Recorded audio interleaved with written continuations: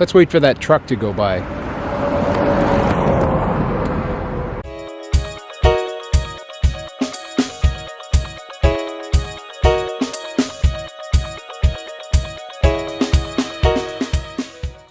This weekend has been a great reminder that things don't always turn out the way you plan. Yesterday, I woke up ready to get outside and do some landscape photography. The weatherman had predicted that it would be a sunny day with a few clouds, so I thought it would be a great one. When I got up in the morning, though, the whole valley was filled with fog. I couldn't even see across the valley. So I thought, well, it isn't the day I thought it would be, but maybe I can get out and do some shots of trees in the mist. That's always nice. As soon as I went outside, though, the fog lifted, and as far and as high as I drove out of town, I could not catch up to the fog. I ended up here, at this lake, just outside of town. And initially, I was very excited. There's a fence partly submerged in the lake that leads toward the distance, and I thought it provides some great leading lines. So I took a number of photos. I was down beside the fence, I was farther back from the fence, wide angle, closer up. And I thought I had taken some great pictures. When I got home, though, I discovered that I didn't like any of them. There was something wrong with those photos, and I couldn't figure out what it was. Also, the day had not gone well in other ways. As soon as I got out of the truck and started filming, my vlogging camera's battery went dead. Then, when I was shooting along the fence, my main camera's battery went dead. And not long after that, my memory card filled up. I wasn't having a great day. It was nice to be out here, to take some pictures. I just wished they had turned out better. That brings us to today and why I'm back out at the lake. I've decided that I'm going to try over again. You don't often get a chance in life to do do-overs, but in photography, sometimes you do.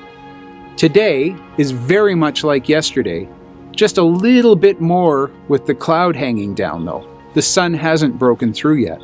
It may later, but for now, nice and misty and moody.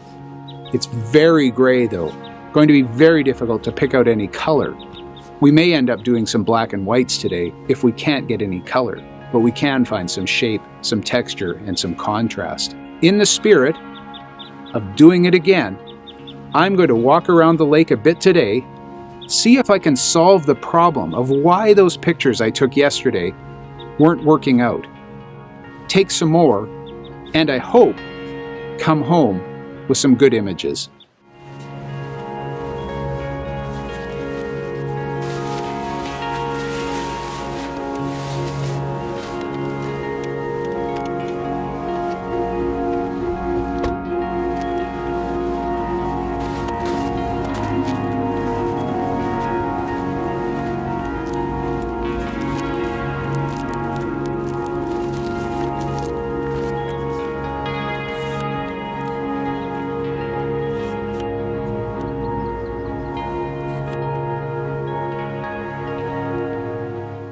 I'm back in one of the locations I was in yesterday when I took the shot, and I think I see one of the problems that I had. If you can see on the camera, there are leading lines. The fence behind me makes some great leading lines toward the distance. The problem is, what are they leading toward? Ideally, I want them leading toward the focus for the picture, which is on the hills beyond, and yesterday there was some sun up there. These leading lines, however, lead to the side of the picture, which isn't really a leading line at all. It's just a fence that goes sideways and cuts off a corner of the picture. We're going to have to find a way to make these leading lines actually lead toward the distance.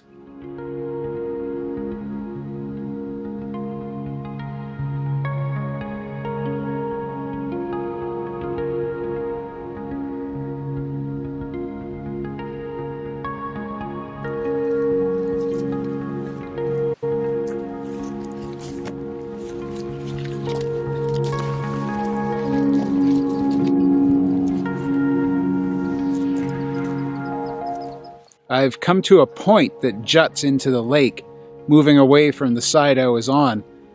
And here, it really looks like winter. The lake is frozen solid behind me, and everything is white. So in this case, rather than leading lines, I'm looking for foreground interest, kind of like this tree that's frozen in the lake.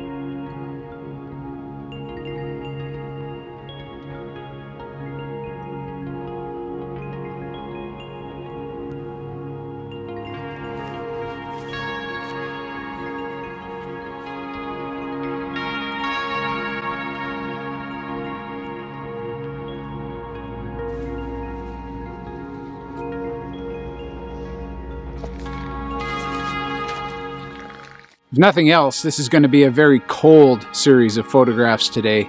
The temperature has gone down by a couple of degrees since I've gotten here, and it's actually quite chilly. A minute ago, I was right across the lake behind us here, on a little jut into the lake. Now I've come across to the other side of the lake completely to see if there's any good shots from this side. For this shot, I'm looking at the little tree behind me here. It makes a nice reflection in the water. The ice doesn't come completely to the shore on this side of the lake. So there is still some open water, and it makes a nice reflection.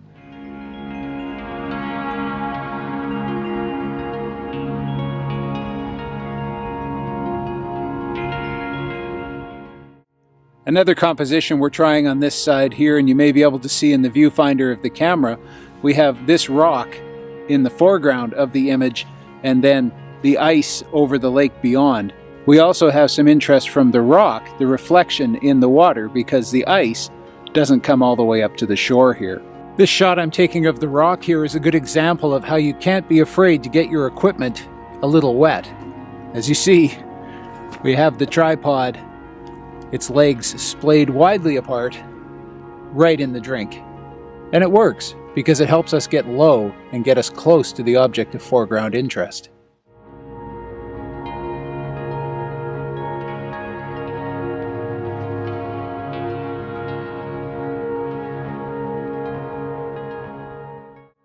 That's going to do it for today. I'm feeling a little bit better about this location after coming back here today after yesterday's disappointment. It's a good reminder to me not to get stuck on the first composition I see when I reach a location. In my case, yesterday, it was the leading lines I thought were being created by the fence partially submerged in the lake. As it turned out, those photos really didn't work for me. So today, I'm glad that I got around the lake a little more and found some other compositions that I think should work nicely. I hope you liked this video. If you did, please give us a like below, subscribe, and hit the notify button. See you next time.